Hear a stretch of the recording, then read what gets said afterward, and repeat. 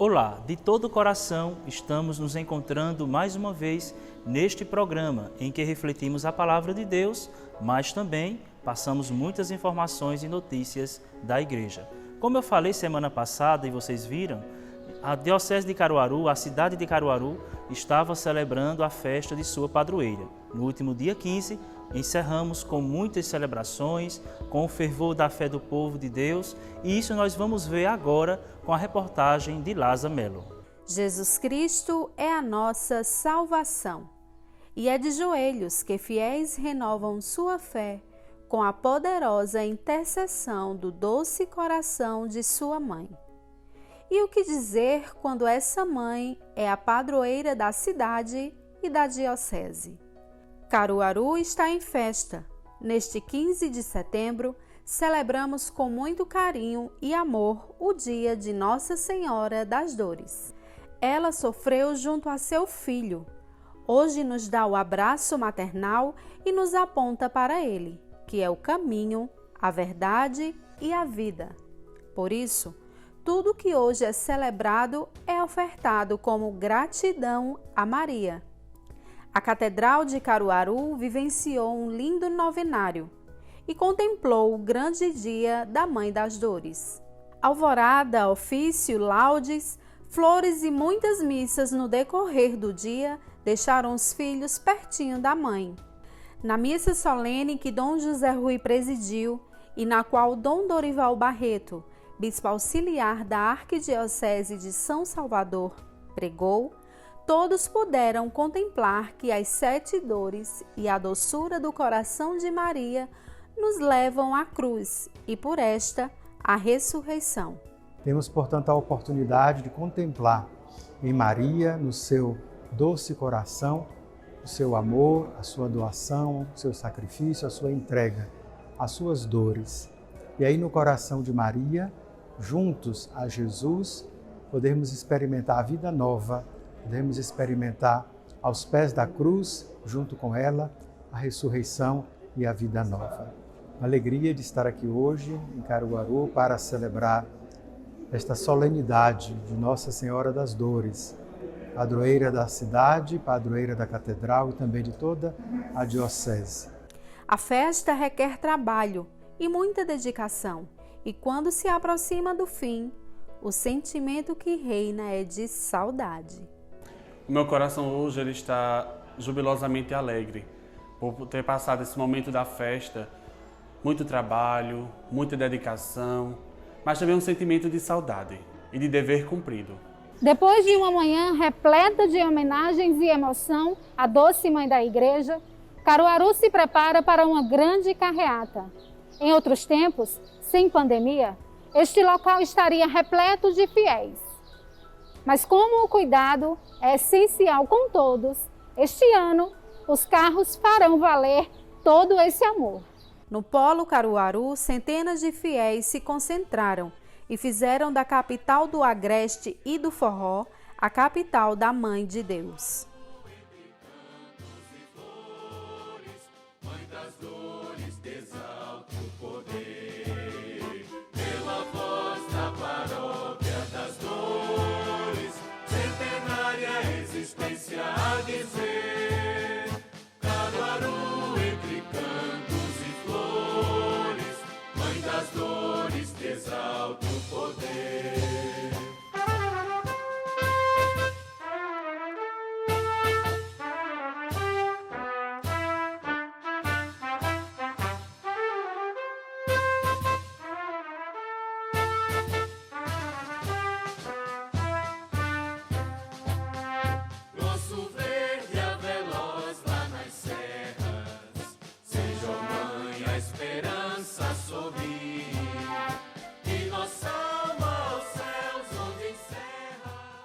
Pela reportagem, nós podemos contemplar como foi encantadora a festa de Nossa Senhora das Dores. A fé do povo, as celebrações, grandes momentos que marcaram a vida do povo caruaruense e, claro, da Diocese de Caruaru. Vamos pedir sempre a intercessão de Nossa Senhora das Dores, padroeira da cidade e da Diocese, mas também a nossa mãe, para que ela interceda por nós e nos livre de todos os males. Falando nisso, vamos agora falar sobre este quadro com Danilo Gesualdo, lá da Canção Nova. Olá, sejam muito bem-vindos a mais este momento em que podemos estar juntos para meditar as verdades da nossa fé católica, aquilo que a Igreja tem nos ensinado, né? Já fazem 2 programas que nós temos falado um pouquinho sobre a realidade do mal, aquilo que a Igreja diz, aquilo que a Igreja nos ensina. No primeiro programa, há 2 programas atrás, nós vimos aquilo que a Igreja identifica como este mal, na própria oração do Pai Nosso. Depois foi possível ver o que o Papa Paulo VI nos ensinou, hoje São Paulo VI, sobre a maior necessidade da Igreja, ou uma das maiores necessidades da Igreja, que é esta luta contra este mal que a Igreja nos ensina, que é o demônio. Neste breve momento eu quero trazer a cada um de nós uma pergunta. Por que tratar desta realidade do mal? Por que precisamos falar sobre o demônio, sobre o diabo, sobre esta realidade que, para muitas pessoas, tratar deste assunto dá até arrepios? Se nós lembrarmos dos nossos avós, dos nossos bisavós, se nós falássemos muitas vezes próximos a eles a palavra demônio ou a palavra diabo, certamente eles bateriam 3 vezes na madeira, até de maneira supersticiosa, para que diante desta batida na madeira 3 vezes o mal fosse afastado ou que ele não nos atingisse. Para muitas pessoas, tratar desta realidade ainda é um dilema. Acham que não tem necessidade ou se perguntam, como eu iniciei agora este nosso diálogo, por que é necessário que nós tratemos ou falemos deste mal denominado demônio. Por um motivo muito simples, meus irmãos. Porque nós estamos diante de uma guerra. Nós estamos diante de um combate espiritual. Assim como o Papa Paulo VI nos ensinou que uma das maiores necessidades da Igreja é nós nos defendermos contra o mal, diante desta luta, diante deste verdadeiro combate, ou se nós levarmos até isso para a meditação de um ambiente de guerra, numa guerra não basta somente atacarmos, ou não basta somente nos defendermos, ou sabermos como andam as nossas tropas. Numa guerra é necessário que nós conheçamos o inimigo, conheçamos as estratégias do inimigo, para que nós também possamos montar as nossas estratégias para atacar o inimigo, ora nos defender do inimigo, para que nós possamos vencer a guerra. E neste combate espiritual não é diferente. Precisamos falar do mal porque precisamos saber contra quem estamos lutando. Que armas devemos utilizar para combater este mal? Que armas devemos utilizar para nos defendermos deste mal? O próprio Jesus, quantas vezes tratou desta realidade, desta temática, do assunto do mal, do assunto do demônio, dos exorcismos, das expulsões, de tantas vezes que ali aconteceu nos evangelhos, quando Jesus expulsa os demônios das pessoas atormentadas pelo demônio. E aqui eu quero lembrar mais uma vez do Papa Paulo VI. Ele diz assim: sai do âmbito do ensinamento bíblico e eclesiástico quem se nega a reconhecer a existência desta realidade. Sai do âmbito do ensinamento bíblico e eclesiástico quem se nega a reconhecer a existência desta realidade. Falar sobre o mal, reconhecer esta realidade, muitas vezes tenebrosa no nosso meio, faz parte do ensinamento da Igreja. Não devemos temer tratar desta realidade. Não devemos também ter uma vã curiosidade sobre este assunto, mas devemos tratá-lo de maneira séria, para que, sabendo quem é o nosso inimigo, possamos agora, diante daquilo que a Igreja nos ensina, usarmos as ferramentas e as armas corretas contra este mal. É isso que nós faremos durante todos estes programas, se assim Deus nos permitir. Usarmos as armas certas para combater este mal, para nos livrar de todo este mal da nossa vida. uno a você, peço que você se une a mim, para que nós possamos, diante do ensinamento da igreja, fazermos o melhor uso dessas ferramentas. Até o próximo programa, se Deus quiser. Você deve estar se perguntando, onde o Padre Jefferson está? De fato, eu estou num lugar diferente daqueles que passamos, em um lugar muito bonito, na Igreja Matriz de Nossa Senhora da Salete, na Vila Rafael. Esta comunidade celebra a festa de sua padroeira desde o dia 10 de setembro e vai encerrar agora dia 19.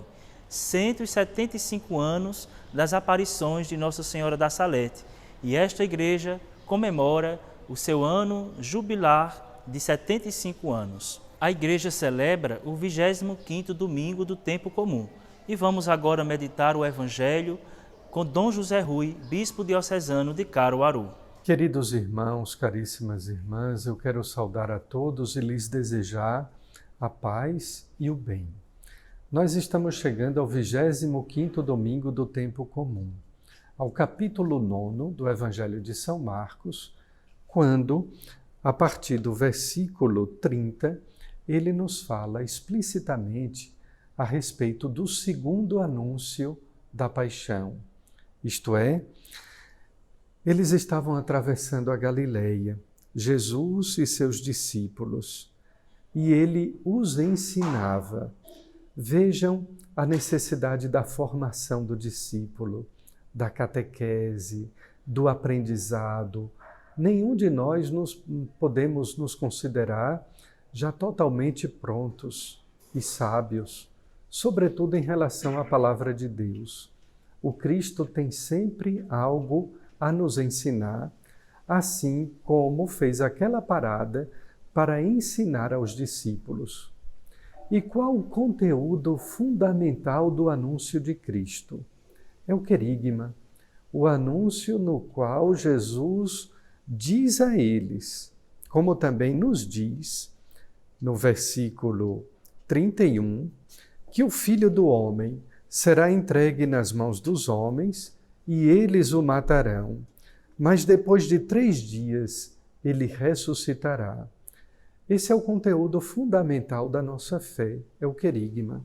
Notem, a partir do primeiro relato da paixão, que sempre que Jesus anuncia o seu sofrimento e a sua morte, ele anuncia também a sua ressurreição.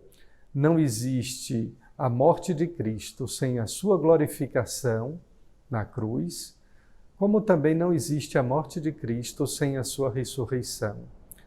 Um problema entre nós cristãos é que nós queremos a glória da ressurreição sem a cruz. E isso, infelizmente, não acontece. Inclusive, já lhes falei também sobre a substituição em muitas igrejas do Cristo crucificado e da cruz pela imagem do ressuscitado. Repito, não façam isso. Enquanto Jesus explicava aos seus discípulos esse conteúdo fundamental da fé, do Cristo morto e ressuscitado, os discípulos, a partir do versículo 33, discutiam pelo caminho. A nossa vida é uma caminhada. E no caminho, nas estradas da vida, nós temos a possibilidade de discutir muitas coisas. Mas afinal, o que é que nós discutimos enquanto caminhamos nas estradas da vida? Os discípulos estavam discutindo quem dentre eles era o maior. Se calaram os discípulos quando Jesus lhes perguntou o que discutíeis pelo caminho. Eles estavam discutindo exatamente isso. Quem deles seria o maior? É quando então Jesus chama os 12 e lhes diz: se alguém quer ser o primeiro, seja o último.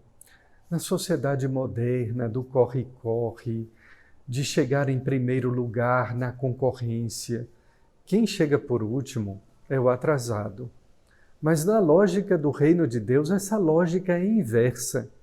Os últimos serão os primeiros. E quem são os primeiros aqui neste mundo e neste tempo? São aqueles que servem. A palavra utilizada aí no Evangelho de Marcos é diácono, isto é, aquele que vai servir. Servir desinteressadamente, servir por amor, servir pela alegria de servir, servir por servir, pelo prazer de estar oferecendo algo a Jesus, não aos outros. Lembre-se do mandamento, amar a Deus em primeiro lugar.